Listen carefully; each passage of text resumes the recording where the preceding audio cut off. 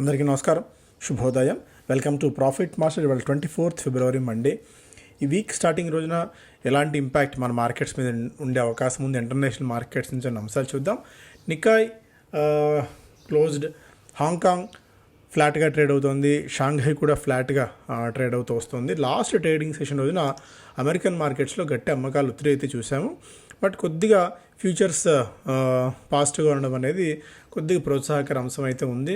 But as of now Asian markets trend బట్టి చూసుకున్న, American markets closing బట్టి చూసుకున్న కొద్దిగా బలహీన సంకేతాలే మన మార్కెట్స్ ఉన్నాయి. ఒక దశలో నిఫ్టీ భారీ నష్టాలతో ఉండేది, బట్ కొద్దిగా రికవర్ అయితే అయినట్టు ఇక్కడ మనకు చూడవచ్చు. గోల్డ్ మనకి 2950 below as of now trade అవుతుంది. కొద్దిగా ప్రాఫిట్ బుకింగ్ లాంటి సినారియో గోల్డ్ అయితే చూస్తున్నాం. ఆయిల్ $74 దగ్గర స్థిరంగా ట్రేడ్ అవుతూ వస్తుంది. సో మేజర్గా ఇంటర్నేషనల్ మార్కెట్స్ నుంచి ఉన్న సంకేతాల ప్రకారం ఇంతకుముందే చెప్పుకున్నట్టు ఒక ఫ్లాట్ టు నెగిటివ్ బయాస్ అయితే మార్కెట్స్ సిద్ధమవుతున్నాయి. బట్ తర్వాత పరిణామాలు ఏంటి అనేది చూడాలి. ఎందుకంటే దాదాపు 1,00,000 కోట్ల రూపాయల వరకు ఫారిన్ పోర్ట్ఫోలియో ఇన్వెస్టర్స్ మన మార్కెట్స్ నుంచి అమ్మి బయటికి వెళ్ళిపోవడం అయితే మనం చూస్తున్నాము. Foreign portfolio investors last trading session రోజున మనకి దాదాపు 3,450 crores వర్త్ ఆఫ్ స్టాక్స్ని సెల్ చేశారు. డొమెస్టిక్ ఇన్స్టిట్యూషన్ ఇన్వెస్టర్స్ 2,890 crores దాదాపుగా స్టాక్స్ బై చేయడం అయితే చూస్తున్నాం. నిఫ్టీలో రిజిక్ జరిగింది. నిఫ్టీ 50లో కొన్ని మార్పులు చేశారు. నిఫ్టీ నెక్స్ట్ 50లో కూడా కొన్ని మార్పులు చేయడం అయితే చూసాం. నిఫ్టీ 50లోకి జియో ఫైనాన్షియల్ సర్వీసెస్, జొమాటో రెండు రాబోతున్నాయి. బీపీసీఎల్ అండ్ బ్రిటానియా రెండు ఎగ్జిట్ కాబోతున్నాయి. మార్చి 28వ తారీఖు నుంచి ఇది అమలు కాబోతోంది. Bajaj auto, the company will make an investment of 150 million euro in Netherland based Bajaj auto international. Zydus life sciences US FDA నుంచి వాళ్ళకి అప్రూవల్ లభించింది. ఇబుప్రొఫెన్ అండ్ ఫెమోటిడైన్ టాబ్లెట్స్ని అక్కడ మార్కెట్ చేసుకునేందుకు. కేపీ ఎనర్జీ భరూచ్లో 2.8 మెగావాట్ విండ్ పవర్ ప్లాంట్ని కమిషన్ చేసింది, అంటే ప్రారంభించింది. All cargo logistics LCL volume 7,41,000 cubic meters జనవరిలో చేసినట్టు వెల్లడించింది. గత ఏడాదితో పోలిస్తే 4% ఇది అధికం. బలరాంపూర్ చిని పాలీలాక్టిక్ యాసిడ్ బయోపాలిమర్ ప్లాంట్ని ఉత్తరప్రదేశ్లో ఫౌండేషన్ వేసింది. దీనికోసం వీళ్ళు 2,850 కోట్ల రూపాయల వరకు ఖర్చు చేయబోతున్నారు. అవెన్యూ సూపర్ మార్ట్స్ వైజాగ్లో ఒక కొత్త కొత్త స్టోర్ని ఓపెన్ చేసింది. లెమన్ ట్రీ హోటల్స్ రాజస్థాన్లో 98 రూములకు సంబంధించి ఒక లైసెన్స్ అగ్రిమెంట్ వీళ్ళకి తుడుచుకోవడం చూస్తున్నాం. Gabriel India, the company signed technical assistance agreement with Tractive for suspension adjustment technology. So ఇక ఇలా చాలా స్టాక్స్ అయితే ఉన్నాయి.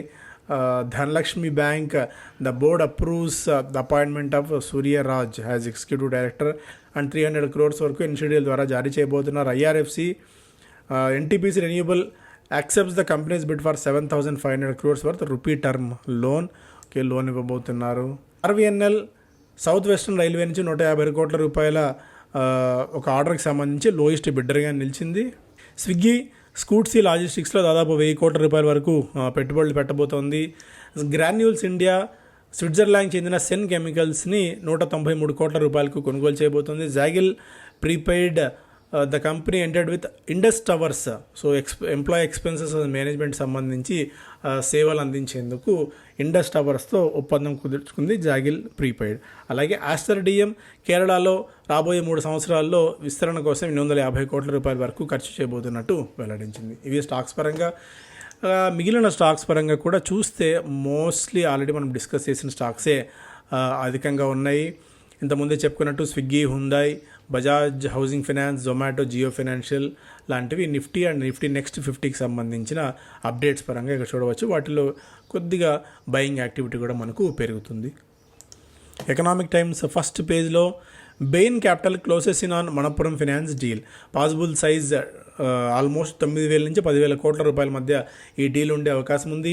To pick controlling stake via preferential allotment, secondary share sale and open offer. So Bain Capital ఎట్టకేలకి మనపురం ఫైనాన్స్లో controlling వాటాను కొనుగోలు చేసేందుకు దాదాపుగా మార్గం సుగమమైంది. ఇక ఇది ఫైనల్ స్టేజ్లో ఉంది.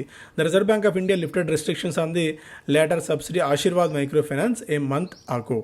Promoter group led by Nandakumar currently almost ఆయన 35.2% వాటా ఓన్ చేసుకున్నారు. దాదాపుగా మార్కెట్ క్యాపిటలైజేషన్ 17,000 కోట్ల రూపాయలుగా ఉన్నట్టుగా ఇక్కడ చెప్పుకోవచ్చు. ఫైనల్గా ఎప్పటి నుంచో దీని గురించి అయితే ఉంది, దీన్ని తీసుకోవాలన్న ఆలోచనలో గోల్డ్ ధరలు పెరుగుతూనే ఉన్నాయి, మార్కెట్ మరింతగా పెరిగే అవకాశం ఉంది. మైక్రో ఫైనాన్స్ సంస్థలకి లిక్విడిటీ చాలా టైట్ అయిపోయింది. ఇక ఏకైక మార్గం గోల్డ్ లోన్స్ ఒకటే మిగిలి ఉన్నాయి. ఇక ఫ్యూచర్ కొద్దిగా బాగుంటుందన్న ఉద్దేశంతో బెయిన్ క్యాపిటల్ మనప్పురం ఫైనాన్స్ దృష్టి పెట్టింది. Tata board to take up biz 2.2 budgets will map out capital infusion for Tata Digital, Air India, others. Tata Capital ఐపీఓకి సంబంధించి కూడా ఇక్కడ చర్చ అయితే రాబోతుంది. ఇది బిజినెస్ ఎకనామిక్ టైమ్స్ ఫస్ట్ పేజ్లో. Break of 22,700 may take Nifty down to 22,500. So ఇక్కడ కీలకమైన 22,800 లెవెల్స్ని బ్రీచ్ చేసి కిందికి అయితే రావడం మనం చూసాం టెక్నికల్గా. ఇక 22,500 దాకా వచ్చే ఛాన్సెస్ ఉన్నాయి. ఒకవేళ ఇక్కడ మరింత సెల్లింగ్ కనుక ట్రిగర్ అవుతే అన్నట్టుగా ఇక్కడ most of the analyst community భావిస్తుంది. చాలాసార్లు మనం దీని గురించి అయితే డిస్కస్ చేసుకున్నాము. ఇక హెచ్డిఎఫ్సి సెక్యూరిటీస్ అంచనా ప్రకారం decisive down side breakout of 22,700 could open further decline to 22,400. The immediate hurdle to be watched for trend reversal on the upside is around 23,000 and 23,100. Trend reversal అవుతాయి, దానిపైన మనం ఆలోచించవచ్చు. Look to create short positions in Nifty or stocks on the sharp downside breakout. అది అలాగే మనకి positive బయాస్తో కనిపిస్తున్న వాటిలో Tata Steel, SAIL, Hindalco, Nalco, IOC, ONGC ఉన్నాయి. Wipro, HCL Tech, Mahindra and Mahindra, Bharat Forge, Glenmark, Biocon వంటి నెగిటివ్ బయాస్తో ఉన్నాయనేది హెచ్డిఎఫ్సి సెక్యూరిటీస్ చెప్తున్న మాట. ఇక మిగిలిన స్టాక్స్ రెలిగేర్ బ్రోకింగ్ అయితే ఇస్తోంది.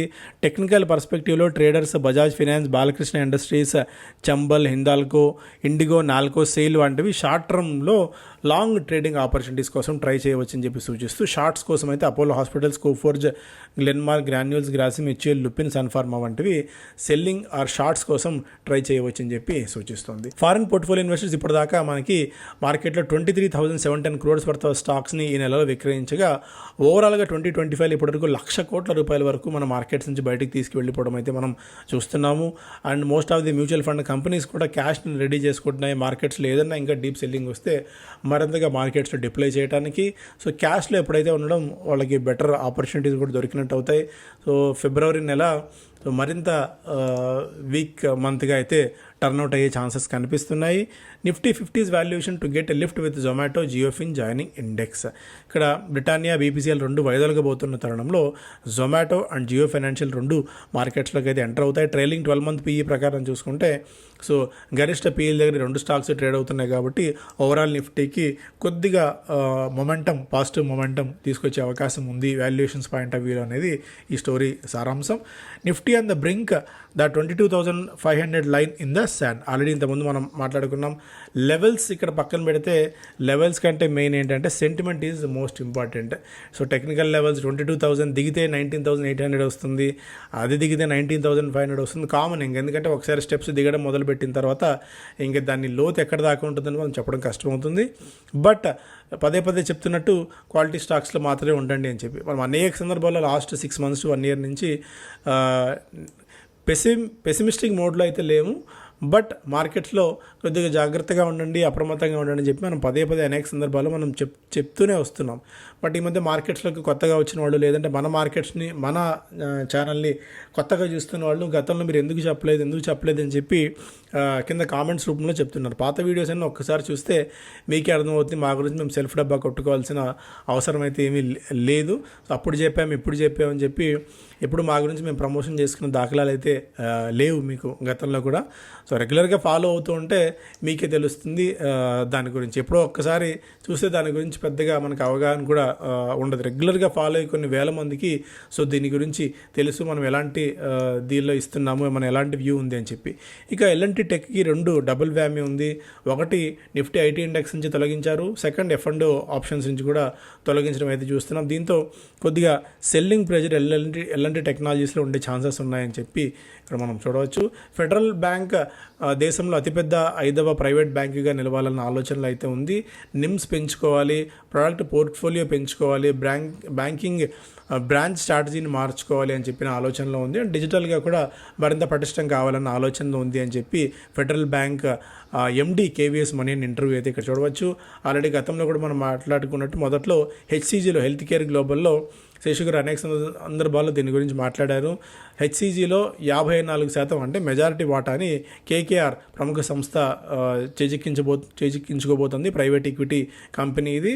సో ఇప్పుడున్న ప్రైస్లో 11% డిస్కౌంట్కి 445 రూపీస్కి అంటే 11% డిస్కౌంట్కి 445 రూపీస్ చొప్పున వాటాలు అయితే కొనుగోలు చేశారు. దీంతో ఓపెన్ ఆఫర్ ట్రిగ్గర్ అయింది. 26% పబ్లిక్ ఓపెన్ ఆఫర్ కోసం వీళ్ళు ఒక ఇది కూడా అనౌన్స్ అయితే చేయాల్సి ఉంటుంది. సో హెచ్సిజీలో కొద్దిగా యాక్టివిటీ మనం గమనించవచ్చు.